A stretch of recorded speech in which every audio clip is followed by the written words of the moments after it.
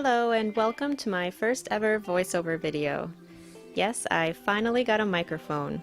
Hopefully it works. For this painting we are back at Big Soddy Gulf in Tennessee, and I'm using my usual limited palette of titanium zinc white, ultramarine blue, alizarin crimson, cadmium yellow light, as well as just a touch of napthol red in the orangey areas. So I had two main goals for this painting, where I was trying out some new techniques. The first is the monochrome underpainting that you see here. I actually have never ever done a monochrome value study in paint before. I'm not sure how typical it is to use in a landscape, but I thought, what the heck, I'll give it a try anyway.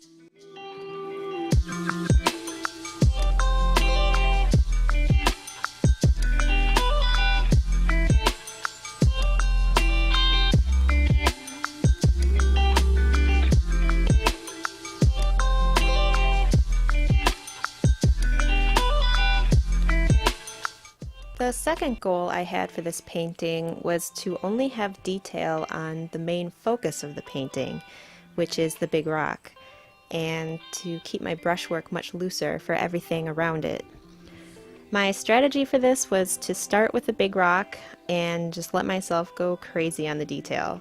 Maybe include a little extra detail in the water immediately surrounding the rock, and then keep the brushwork for the rest of the painting pretty fast and loose. Now, this is much easier said than done. When I'm painting, I tend to get really bogged down in details, which is kind of bad because when you're actually looking at a scene, you don't see everything everywhere all at once in perfect detail. You really only see the detail in the object that you're looking directly at, and everything around it's just kind of blurry. So that was my goal here. I'm not sure that I entirely succeeded, but I definitely feel like there was a big improvement. I mean, normally I would have spent days and days on every little swirl of water here, but this actually went pretty fast.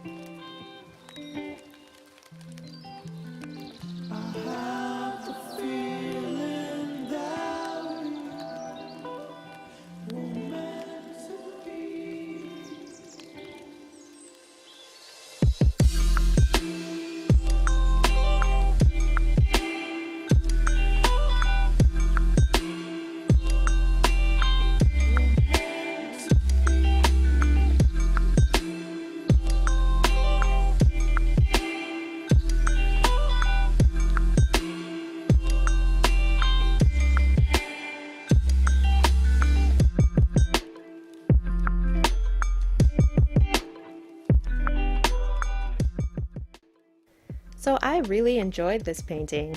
It felt like the whole process was really simplified by doing the monochrome underpainting and separating the value and color into two different steps, which is not at all what I expected. I thought it would feel twice as long and totally unnecessary, but you know, rather than having to figure out value and color at the same time, which can be a challenge, the value was already figured out ahead of time and I could just relax and put in my color. Now obviously this does slow down the whole process a bit because I did have to let that first layer dry completely, so this doesn't work for every situation. But I'm definitely going to use this method again in the future, probably on the next painting. And here's the finished piece. Let me know what you think of this voiceover video. Hopefully it was a little more interesting to hear my thought process. Thank you so much for watching. Until next time.